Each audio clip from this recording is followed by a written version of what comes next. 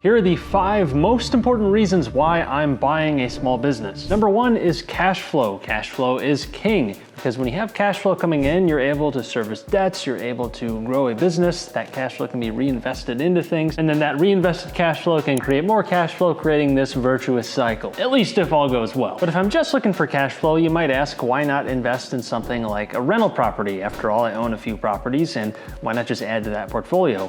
Well, for one, real estate is relatively expensive right now, so it can be pretty hard to come by nice cash flowing deals. And that's mainly because I don't have a big deal pipeline right now. And even if I did, compared to the amount of cash flow that I could get from a small business, it still would probably be quite a bit less. With a high cash flow rental property, it might take something like 10 years in free cash flow to actually get your money back. Whereas with a business, it might take 1 or 2 years or even less depending on the price you get the business for. We're talking about way higher cash flow yields when it comes to buying a small business. Of course, that additional cash flow is not free. It comes with the cost of more active involvement in actually producing that cash flow, and there's the risk that cash flows can fall or you mismanage the business in some way. But the fact remains that running a business tends to be a lot better for cash flow purposes than more traditional types of investing. Now, the second reason I'm buying a small business is scalability, and this goes for both cash flow and the actual value of the business itself. Income in a decent business is scalable. If you know how to run things or you find a nice avenue for growth, you can grow the income in the business and grow the cash flows in turn, so you have the ability to scale your income that way.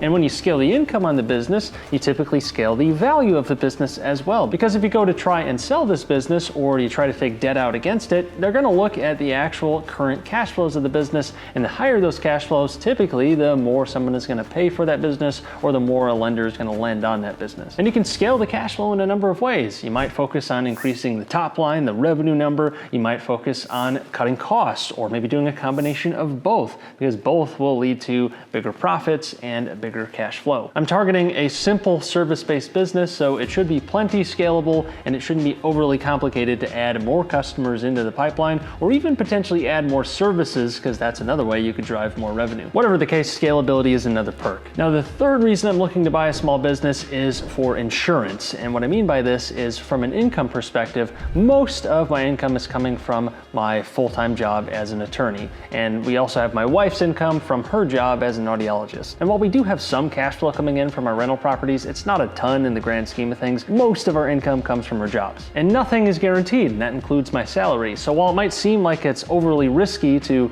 invest in a business and to try and run a business, you could argue that it's plenty risky to just rely solely on a W-2 job that might seem like it's super guaranteed until it's not, because you get laid off or you get a big pay cut. And in this case, I'd argue that I'm diversifying into something that's more controllable, in addition to being more scalable like we already talked about. If all goes well, I won't be completely reliant on my career as an attorney. Not that I would have to leave it, but at least I'd have an option. Though I will say that now that my wife is working full-time, we do have a bit more flexibility, since we could pay for pretty much all of our debt payments just on her salary and maintain our current lifestyle. So that gives us a little bit more room to take some risks like this. Not that we're trying to go crazy, but having an additional cash flow stream, even if it means it's some more work, should be well worth the effort. Now, the fourth reason I'm buying a small business is for building my skills as an entrepreneur and as a business owner. The most valuable skill you can possibly have is knowing how to run a team. If you look at all of the biggest businesses in the world, they are all run on enormous teams. We're talking about tens of thousands of people, even hundreds of thousands of people in the case of the very biggest businesses in the world. These businesses leverage the power of other people's time, labor, and skills to create super powerful engines. So working on this skill by owning a business and maintaining and building a team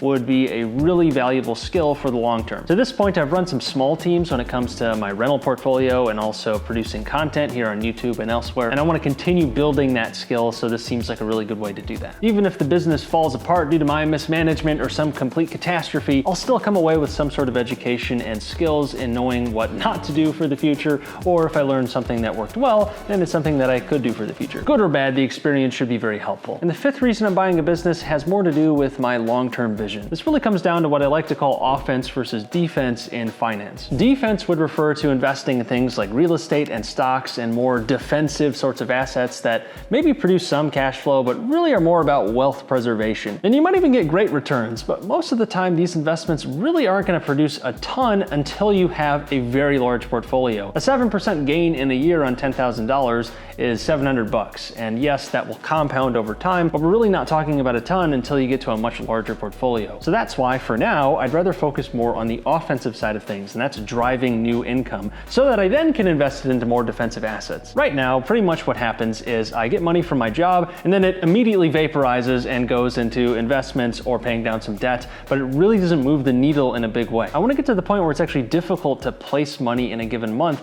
to where it then might make sense to focus more on defense. For example, if I'm bringing in $10,000 a month, that's going to be really easy to reinvest into a business to try and drive growth. But if I'm bringing in $100,000 a month, it might be much harder. In the case of a simple service business, we'll say a cleaning business, if I wanted to try and reinvest $100,000 back into the business, that would probably involve buying a ton of equipment and hiring a ton of employees, and it would be very difficult to actually find a place for that money. So that's when I'd look to invest more defensively with that excess cash that might not be able to be easily invested back into the business. That said, before I reach that point, I'll still be focusing on paying down debt and putting some money towards these more defensive assets. I just won't be putting as much mental energy towards it while I'm focusing on offense. And the whole experience in running a business will make me a better investor anyway. So those are the big reasons of buying a business. Be sure to subscribe, and until next time, take care.